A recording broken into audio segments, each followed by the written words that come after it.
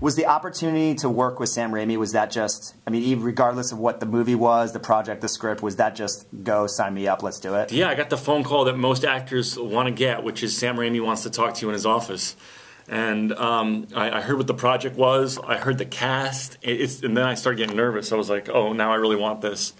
And I met with him, and it wasn't even an audition. He was like, I think you're funny, and I want someone who can sort of riff with James and help me figure out this monkey character, and there'll be a lot of improv and playing around. And he put on this really early animatic of a scene, and I just the first thing that came out of my mouth, it was the scene where they're running off the cliff. You've seen the movie, right? Yeah. It's the scene where they're running off the cliff, and Oz is like, "Where are you going? What are you doing?" And I go, "I have wings."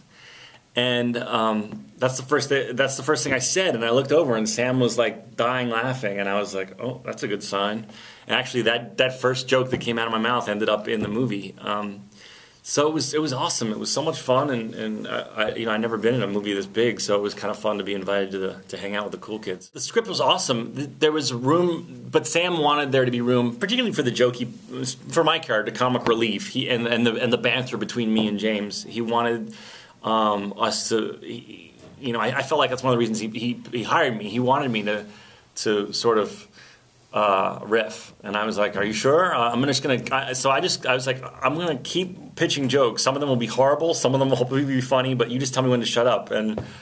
And that's what we did. We would just kind of be on set and just riffing punchlines. That relationship between Frank and Oz at the beginning, that kind of obviously falls into the Finley-Oz relationship. Yeah. Was that a lot of just you and James kind of bonding and making that happen? Yeah, I mean, that stuff was more written in Kansas than I would say the Finley stuff. Okay. But yeah, I was like, clearly, James and I clicked, and we really like each other, and I think that showed. You didn't know each other previous to this film? We met in Detroit.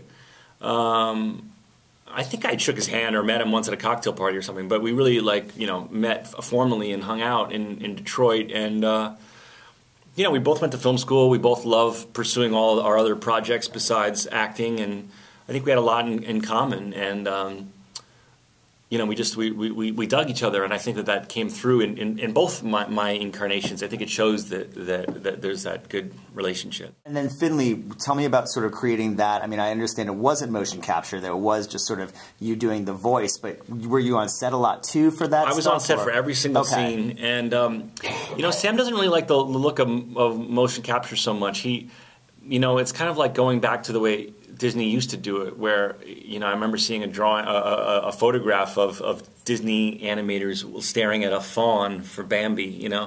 So that was kind of the idea of it. Capture everything I did on video, have me there every single take, acting it all out, and they'd have 3 video cameras on me at all times, separate from the film cameras, that were capturing whatever I did. And then Sam edited those videos together to give the animators the thing that they would draw off of.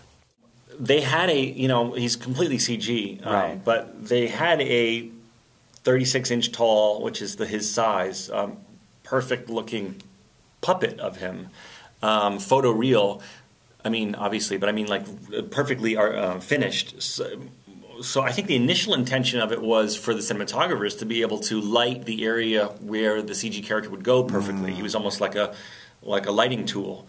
But then we ended up using them because there were times when I couldn't be 36 inches tall on my butt, and we, Finley's, all right, here's what's going to happen. Finley's going to jump up here and be on this branch.